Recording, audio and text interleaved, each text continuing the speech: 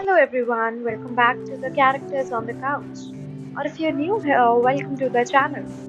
Today we are diving into a story that's as heart wrenching as it's unforgettable. A Silent Voice. Now we know it's a story about redemption, forgiveness, and connection. But there's so much more beneath the surface. What if I told you that almost every tear, every silence, and every apology is loaded with deep psychological meaning? Today, we are going to peel back these layers together to understand the minds of Shoya and Shoko and explore why this story feels so relatable, especially for anyone who has struggled with self worth, guilt, and social anxiety. So, to break down this beautiful film, we'll be looking at some psychological theories and mental health terms that might explain why these characters act the way they do. We'll touch on things like PTSD, social anxiety, and a few classical psychological theories to see how Shoya and Shoko's journey reflect real life struggles with trauma and redemption. And by the end, I think you'll find that their paths aren't just tragic, they are hopeful too. Let's start with Shoyo Ishida. At the beginning of A Silent Voice, Shoyo is haunted by memories of his past mistakes. Years ago, he bullied Shoko for a hearing disability, and when everyone turned against him, he became isolated and guilt ridden. Now he can't even look people in the eye, afraid they are going to judge him. This is a classic symptom of social anxiety disorder. He avoids everyone because he's convinced, like his old classmates, they'll reject him. For anyone who has struggled with social anxiety, this might sound familiar. The fear of judgment, even when it's actually not happening. This social anxiety goes hand in hand with intense guilt. And here's where PTSD or post traumatic stress plays a role. Shoya keeps reliving the memories of his bullying, with guilt hitting him like a wave anytime he remembers what he did to Shoko. Psychologically, this feeling of guilt and avoidance is also explained by cognitive behavioral theory, CBT, which is all about the idea that our beliefs shape our behavior. Shoya believes he's unforgivable, so he isolates himself, reinforcing that belief in a painful cycle. It's only through connecting with Shoko and others that he starts to see himself differently. Now let's talk about Shoko. Her experience is different but just as powerful. Despite being bullied, Shoko blames herself for being a burden to others.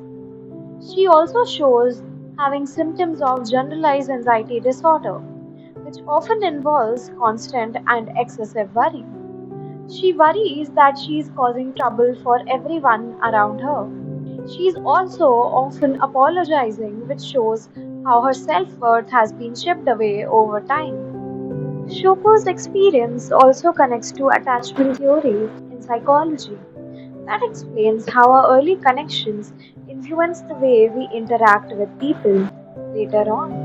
Because Shoko was rejected and bullied, she has developed a more anxious attachment style, where she craves acceptance but constantly fears rejection.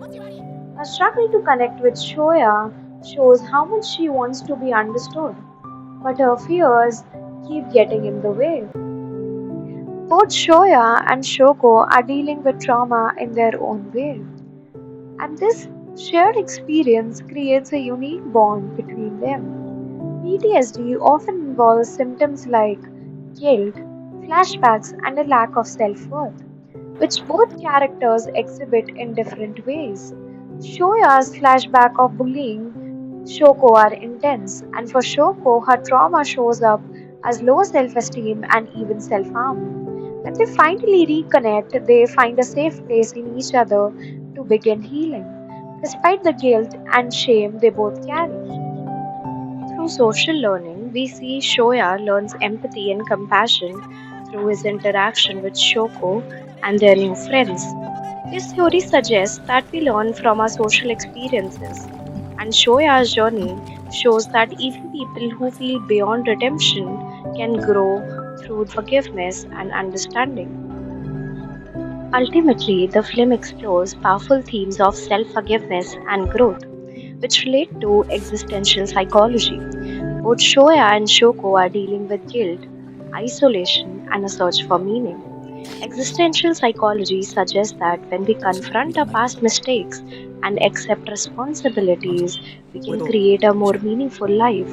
Shoya's journey towards self acceptance shows that he is not defined by his past mistakes, and it's through facing his guilt and seeking forgiveness that he starts to feel worthy again. This idea is also reflected in humanistic psychology, where growth happens in an environment of empathy. Shoko's compassion and willingness to forgive Shoya help him see himself through her eyes. Eventually, he realizes that he is not a monster he once thought he was. The journey together shows that even when we have made terrible mistakes, we can find healing through connection and forgiveness. So, what can we take away from all of this? I think A Silent Voice isn't just a story about Shoya and Shoko. It's a story that speaks to anyone who has struggled with guilt, rejection, or loneliness.